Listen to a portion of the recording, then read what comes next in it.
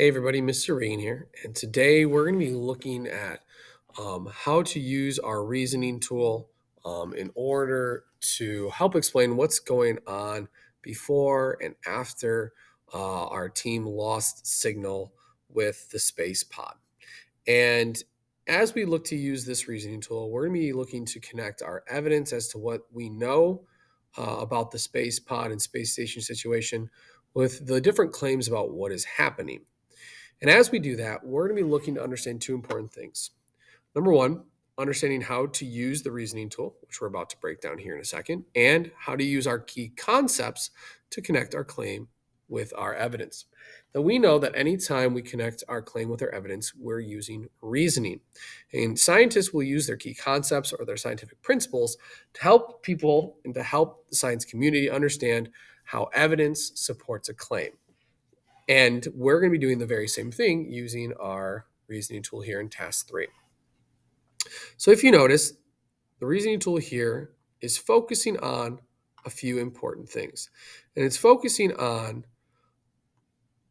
using our reasoning skills to show how our key concepts can be used to connect the evidence and the claim about our space pod and space station before the collision. So, in past lessons, we looked at the claim that the thrusters only slowed the pod. It didn't stop the pod from hitting the station. This made it bounce in the opposite direction. And our job is to use the evidence here that we see that we've gotten in previous emails to help explain how this set of evidence supports this claim. So let's take a look. Evidence A says the thrusters exerted a force with the same strength as the other missions in the opposite direction. And evidence B says the pod was 1,100 kilograms, which is 130 kilograms more than usual. So we're going to start with the very first piece of evidence. The thrusters exerted a force with the same strength as the other missions and in the opposite direction. And we're looking to explain how this supports the idea that our pod ended up hitting our station. And we're going to do that by pulling in our key concept. So this evidence matters because, and this is where we need to look at our key concepts. So one of our key concepts says how an object changes velocity depends on the direction of the force exerted on the object. So when we look at this, we know that whenever an object changes velocity, it depends on the direction of the force that's exerted on it. So when we look at this, we know that the force was the same strength as any other mission and in the opposite direction. So if we're going to connect these two ideas, we're going to start by saying this evidence matters because, and we're going to pull in the key concept. How an object changes velocity depends on the direction of the force that is exerted on it. Now notice I'm pulling in that key concept, and from here I'm going to then pull in my evidence. So because the thrusters fired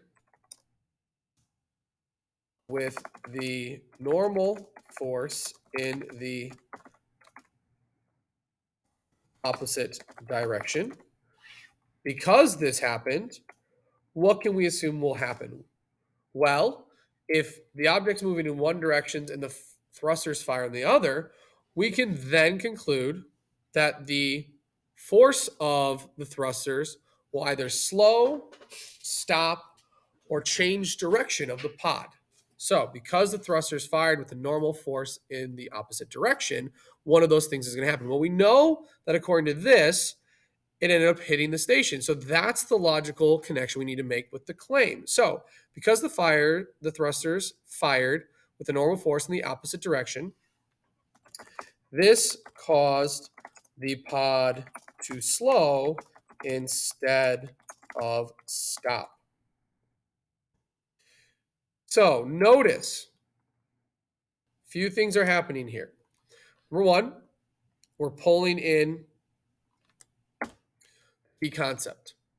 Number two, we're pulling in the evidence. And number three, we're pulling in our wonderful claim here. So our response pulls in and connects everything together. Let's take a look. This evidence matters because how an object changes velocity depends on the direction of the force that is exerted on it. There's our key concept.